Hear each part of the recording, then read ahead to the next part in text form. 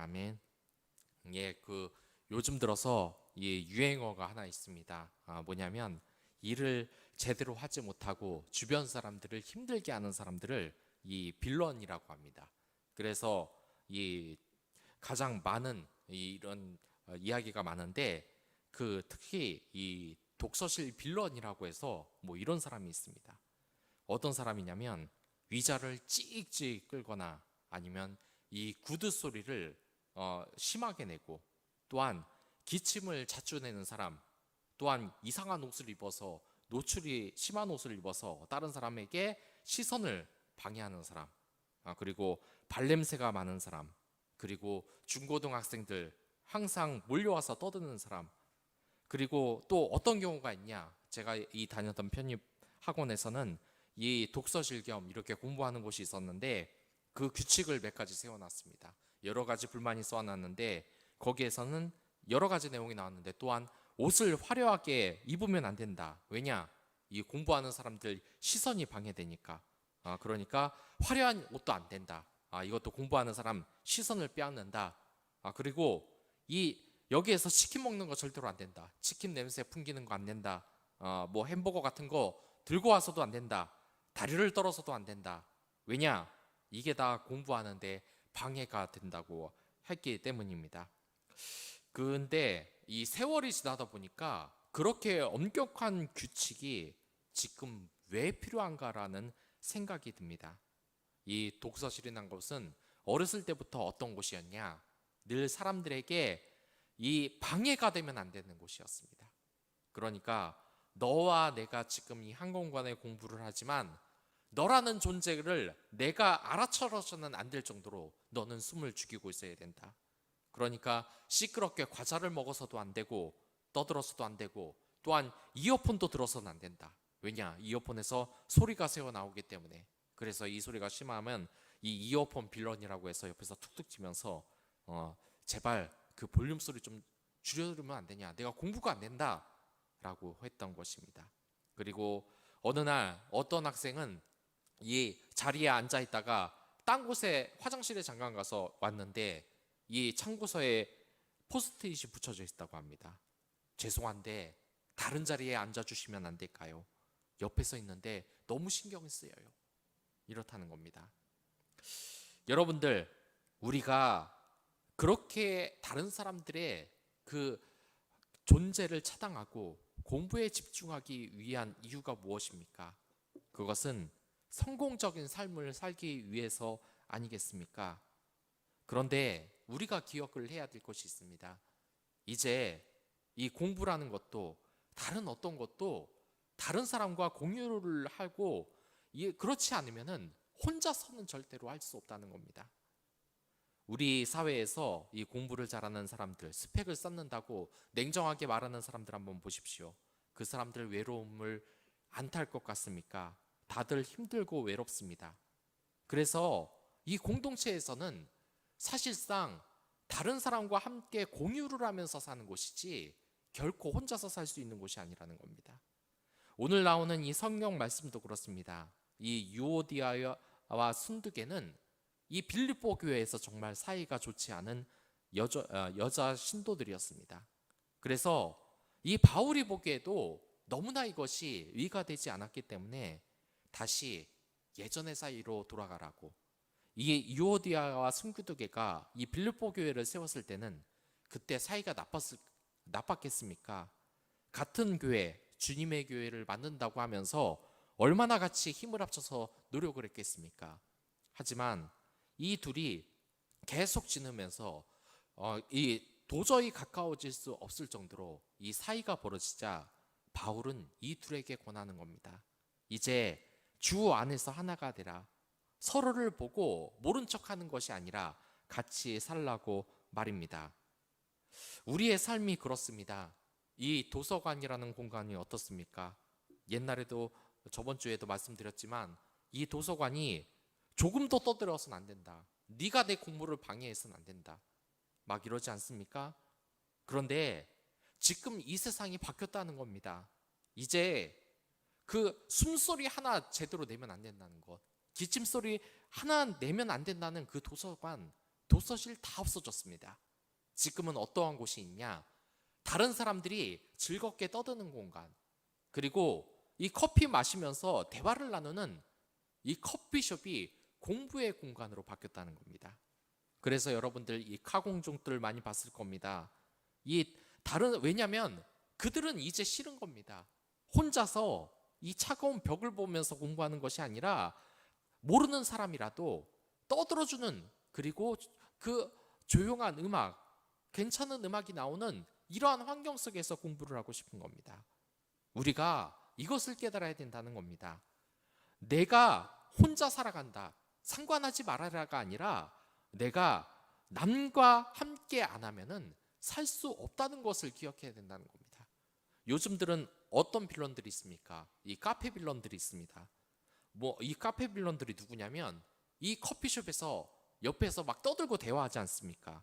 그럼 그 사람들 보고 저기 죄송한데요, 공부가 안 되니까 좀 조용히 해달라고 하는 것이 이 카페 빌런이라는 겁니다.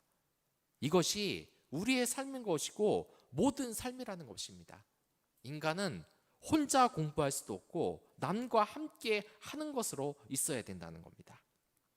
이 바울이 얼마나 걱정이 됐겠습니까? 이 하나님의 은혜를 받는 이 교회에서 서로 분열하는 이 유오디아와 순기도교를 보면서 그는 정말 많은 걱정을 했을 겁니다. 왜냐? 이 교회에 위가 되지 않기 때문입니다. 정말 그들이 마음에 상처되는 말도 주고받고 여러 가지 상황이 있었기 때문에 드디어 바울도 이렇게 이야기를 한다는 겁니다. 만약에 여러분들이 이 갈등이 있는 사람이 있으면 어떡하겠습니까? 물론 저도 이런 사람들이 있습니다. 거의 이 사람만 생각을 하면 주먹이 부들부들 떨 정도로 분노했던 사람도 있습니다. 그리고 기도로 한다고 하지만 다시 그 사람은 볼 수 없을 정도로 이제 모질게 대할 때는 정말 내가 이 성령의 은혜로 살지만 그 사람을 만나면 정말 죽이고 싶을 때가 많다고 이렇게 고백을 하는 사람들도 있습니다. 네, 그렇습니다. 저 또한 인간이라 이 한 번 갈라진 인간의 사이를 가까이 하기는 정말 쉽지 않습니다.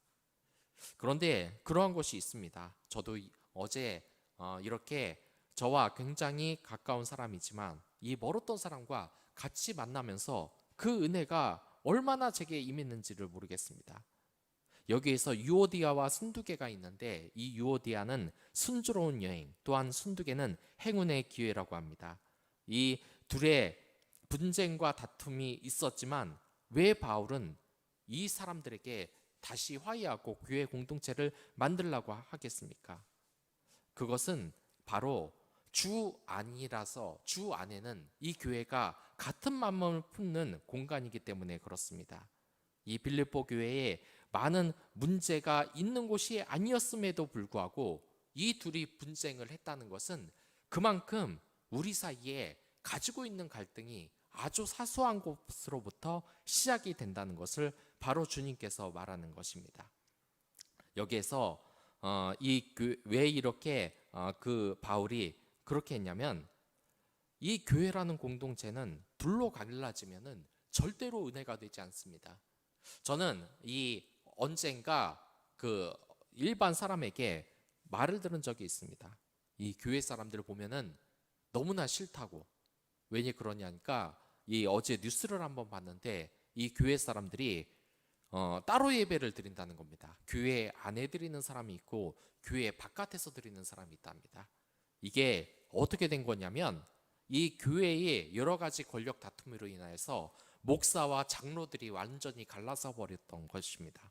그래서 이 목사는 이 교회 목사를 따르는 이 신도들은 교회 안에서 예배를 드리고 또한 이 목사를 따르지 않는 장로파 사람들은 모두 이 야외에서 예배를 드리는 이런 모습을 보여주는데 이걸 보니까 은혜가 안 된다는 겁니다. 이 교회라 다니는 사람들 맨날 보면은 싸움박질이나 하고 같이 뭉치지도 못하고 맨날 남 욕만 하고 그러니까 이 은혜가 절대로 되지 않는다고 합니다. 그렇기 때문에 이 교회를 보고 은혜를 받을 수 없다는 겁니다. 여러분들 아주 쉬운 겁니다. 이 성도들이 같이 하나로 뭉치지 못할 때 또한 분열이 될 때 그것이 얼마나 큰 해악을 끼치는지는 그 사탄의 역사가 우리 가운데 임할 때가 얼마나 많은지를 많은 사람들이 경험을 했던 것입니다. 저 또한 이러한 것을 경험했고 이런 것 때문에 힘들어하는 목회자들도 많이 봤습니다. 여기에서 이 하나님께서는 어느 한 사람의 판단을 들어주시지 않습니다. 유오디아의 편을 들어주지도 않고 순두개의 편도 들어주지 않습니다. 다만 이들을 보고 뭐라고 말하냐? 나의 기쁨이여 면류가 아닌 사랑하는 자라고 이야기를 하는 것입니다. 그러니까 이런 갈등으로 힘들어하고 싸우고 분열하는 유오디아와 순두개 모두 사랑하는 자라는 것입니다. 그렇기에 여기에서 이 하나님께서 이렇게 말씀을 하신 이유는 우리가 정말 미워 보이는 그런 사람도 사랑스러운 부분이 있기 때문입니다. 정말 저는 이 사역을 할 때 대단히 힘이 들었을 때가 있었습니다.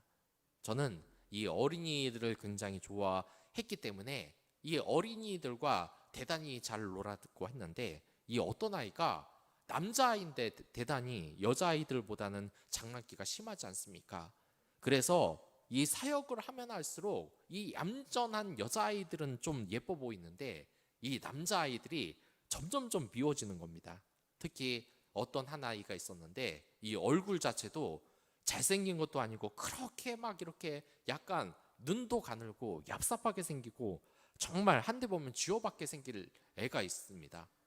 근데 이 아이가 아이들이 저를 막 껴안고 막 손도 잡고 막 흔들고 이러는 모습을 보더니 어떻게 했냐면 저에게 다가와서 막 주먹을 휘두르는 겁니다.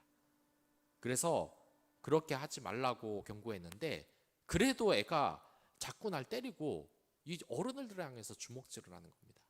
그래서 그 어머니가 화들짝 놀라면서 저에게 여러 가지 정말 미안하다고 이야기를 하는 겁니다.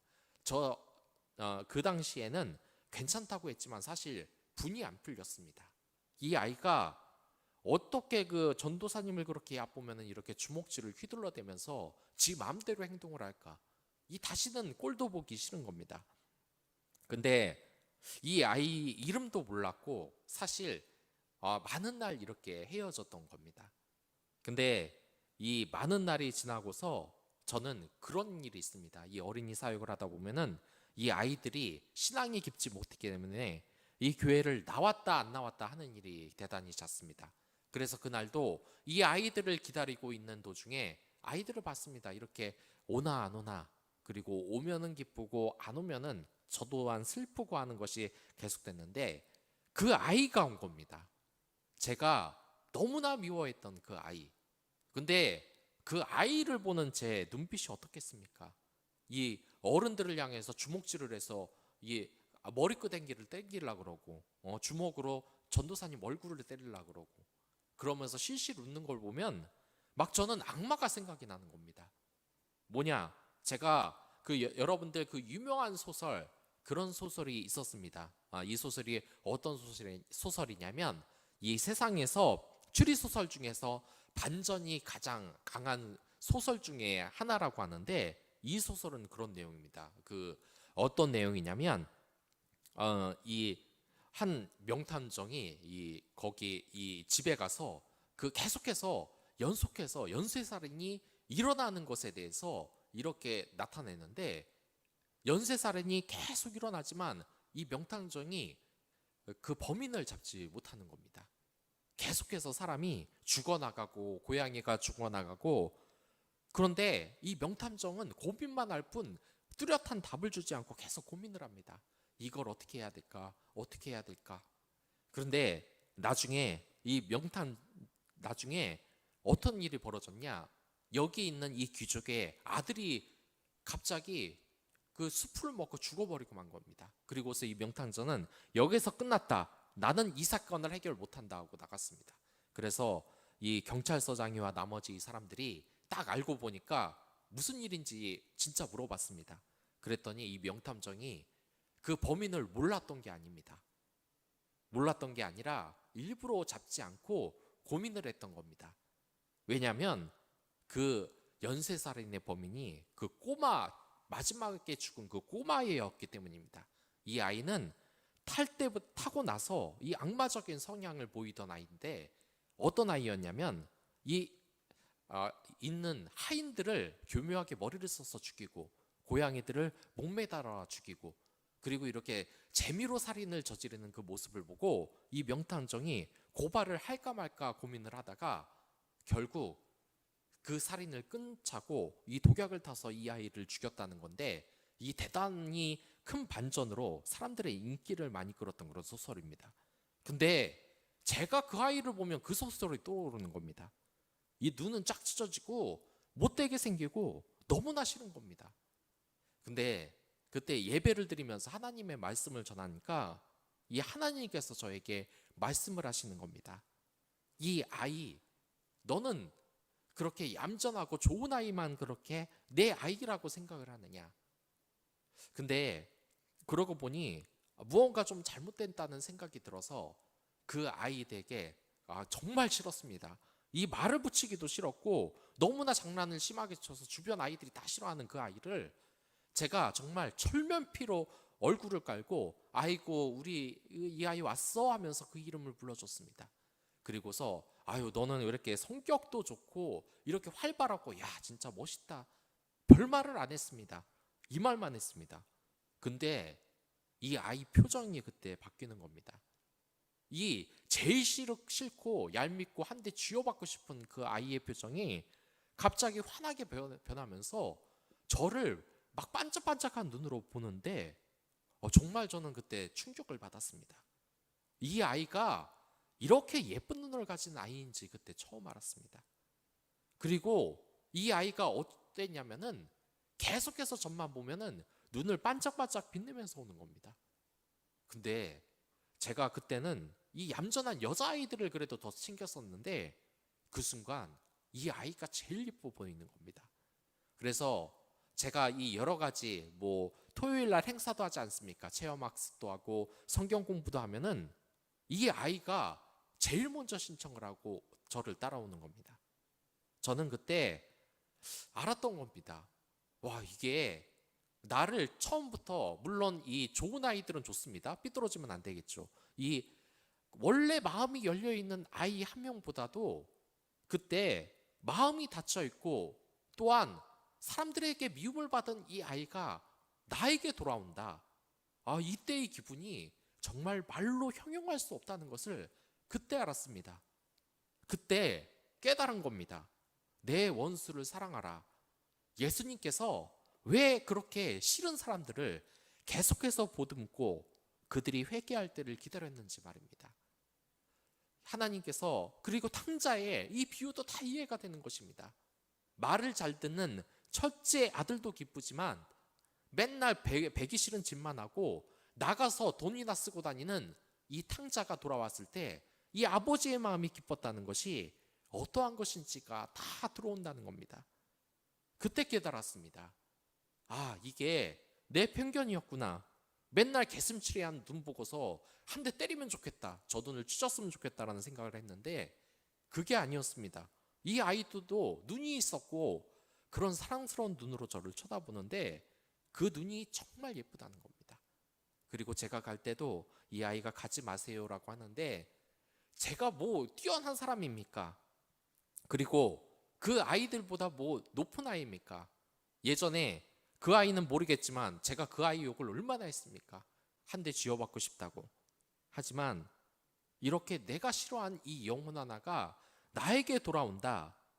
이것은 정말 엄청난 경험이요 충격이었습니다. 한 번은 한 사람이 이 교회에 대해서 욕을 하는 것을 봤습니다. 뭐냐면은 이 우리들 교회 이 목사님이 범죄자 편을 들었다는 겁니다.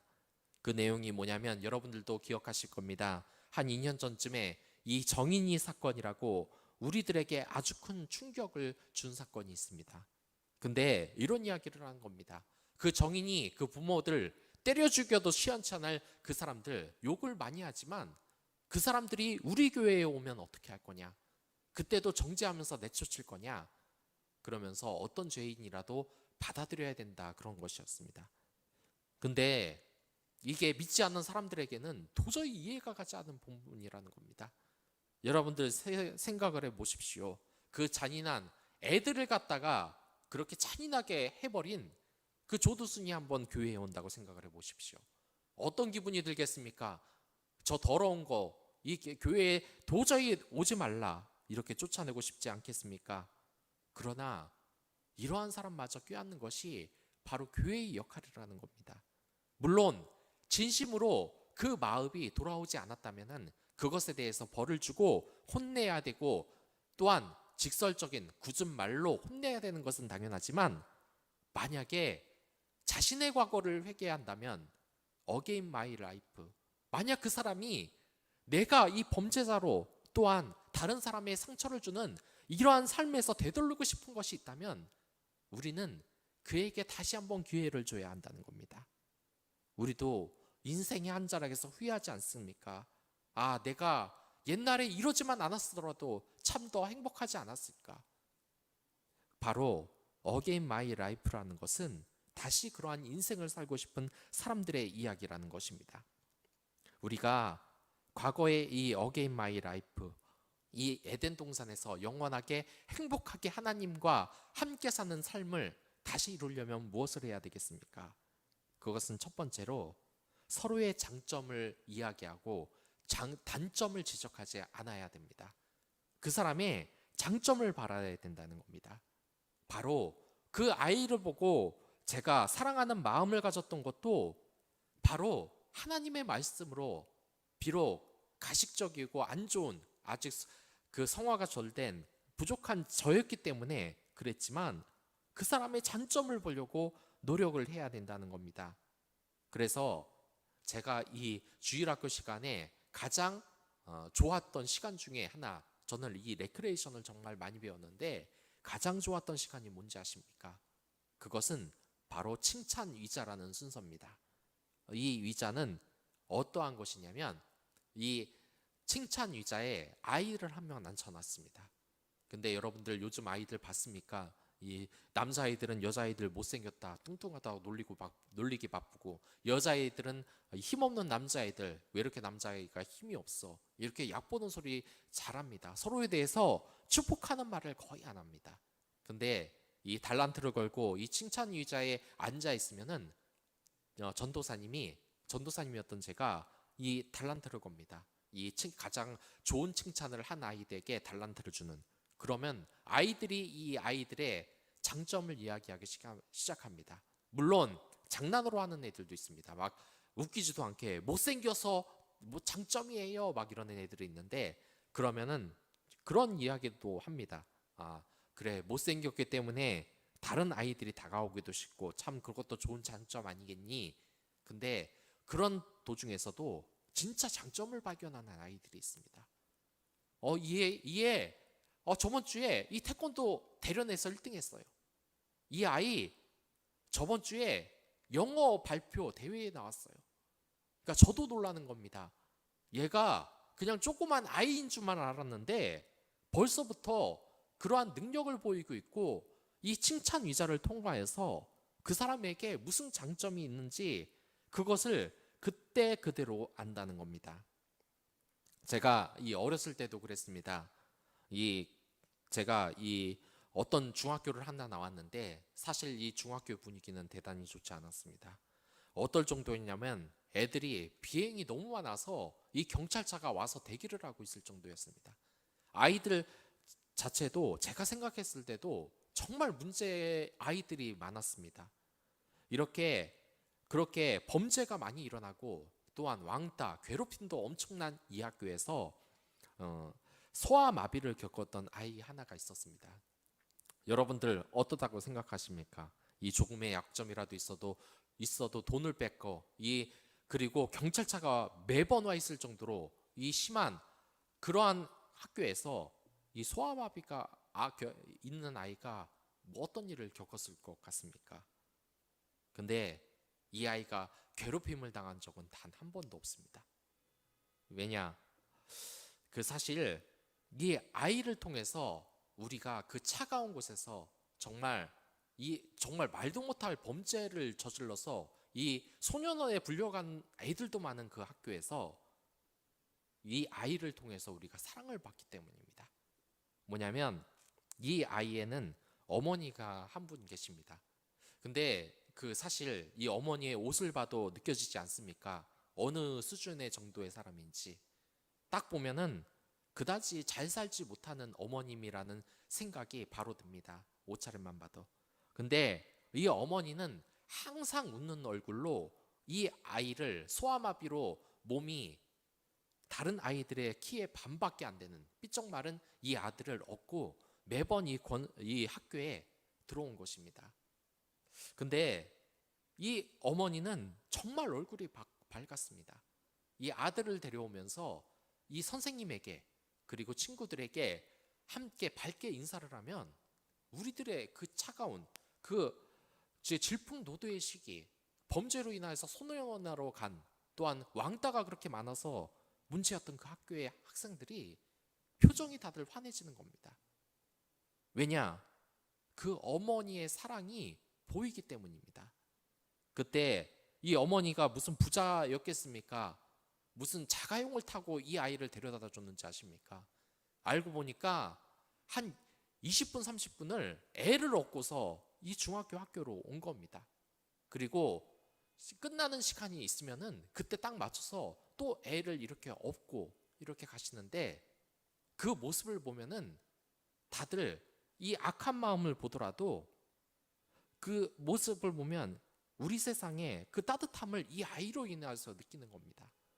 그래서 이 아이 물론 공부는 제대로 못했습니다. 몸이 그 모양인데 얼마나 공부하기가 힘든 상황이겠습니까? 그러나 그 아이를 통해서 우리는 사랑을 받던 겁니다. 저거 삐쩍 말라가지고 좀 죄송합니다.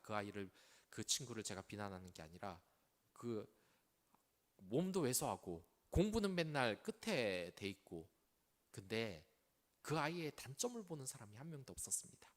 다들 그 아이를 정말 사랑하는 그 어머니의 사랑만을 본 것입니다. 우리가 이 세상을 살아가라도 바로 그렇습니다. 이제 혼자 사는 세상이 아니라는 것을 우리가 깨달아야 된다는 겁니다. 여러분들 요즘은 또 이런 것이 있습니다. 극장 빌런들이라고 뭐냐면은 막 이렇게 유명한 배우가 나오면은 막 소리 지르고 막 깨깨거리고 뭐 이러면 안 된다는 겁니다. 팝콘 소리 시끄럽게 내면 안 된다는 겁니다. 다른 사람 방해를 하기 때문입니다. 그러나 여러분들 혹시 영미권이나 유럽권 극장 한번 가보셨습니까? 거기 사람들은 이 영화를 보면 난리가 납니다. 영화에서 자기가 좋아하는 배우가 나왔다 그러면 오마이갓 막 난리가 나면서 황혼성을 부르며 막 무슨 축구장 응원하는 것처럼 막 이렇게 해서 방방 뛰고 난리가 나는 겁니다. 근데 우리도 그렇게 변할 것 같다는 생각이 딱 드는 겁니다. 독서실 맨날 말 한 번 한 번 안 하는 그러한 공간이었는데 지금은 다들 사람들이 떠드는 카페에서 공부하지 않습니까?